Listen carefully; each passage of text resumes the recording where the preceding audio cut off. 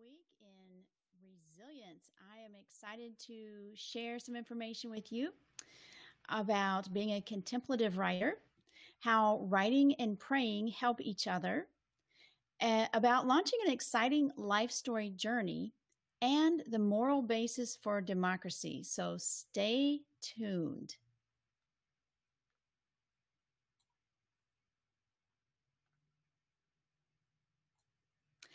Hey guys, this is Stacy Brookman, and I'm so glad you're listening to Resilience This Week, my live coaching that connects you with the world's best resources for becoming a resilient person. Today, I'm going to share a bit about the latest Real Life Resilience podcast and blog, and one of the top 100 memoirs of the past 200 years.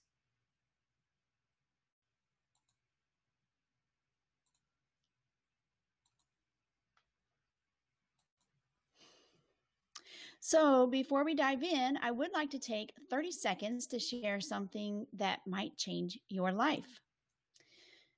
Sometimes people ask, do I have to be a writer to write my life stories? And my answer is emphatically no. And here's why. There's a simple, tested, step-by-step flow for discovering your life theme, for writing the scenes that bring out your character, and putting your life into a beautiful story, no matter what you think your life looked like. It's a story that allows you to be the best possible version of yourself. So if you're ready to discover that, join me on my free webinar at stacybrookman.com/webinar, and we'll get you started. The webinar is called The 4 Simple, Proven Methods to Writing the Very First Chapter of Your Life Story in Just 7 Days. So I guarantee in 7 days, you will have that first chapter written, and you'll know what to do from there on. I make it really simple for you. So join me at stacybrookman.com/webinar.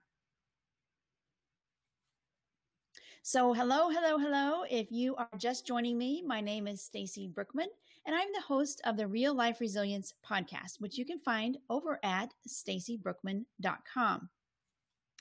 Today, we've got a couple of things for you. I wanted to share the latest blog post and the latest podcast. Now, the podcast is actually called On Being a Contemplative Writer. And this was a fabulous guest, Ed Szewski. He's a writer, and he talks about writing and praying and how they go together, how writing helps you pray and how praying helps you write. And it was a fabulous interview because he's an author as well, and he helps other authors become published.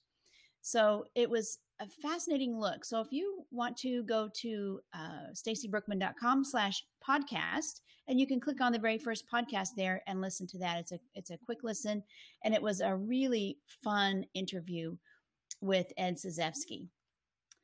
Now there we go. On the blog, let me show you that. Everybody has seasons, life story seasons. And I talk about the 9 steps in your writing journey here. So these are for people who may not know exactly where they're at just yet in their writing journey. So those 9 seasons that you might be in, and listen and see if any one of these sound familiar to you. Number 1 is wondering if you have a life story. So if you're here, let me tell you this. You do have a life story. Absolutely. Everyone, regardless of age, has a life story. So the second season is identifying my life experience. So this is kind of exploring your life experience and seeing what story is there, which story you want to tell. The third season is telling others about my life story. So if you've ever found yourself talking to somebody and telling them a childhood story or another story from your adulthood, maybe in humor, or maybe, hey, here's the tragedy that happened to me. You're in that season. The fourth season is thinking about jotting down my stories. So if you've maybe thought about, hey, I wonder if I have a story to tell, or maybe I could just share that story with somebody, then you're in that season. Number 5 is starting a journal for my stories. Many of you might be here. Maybe you've journaling journaling your stories and you haven't necessarily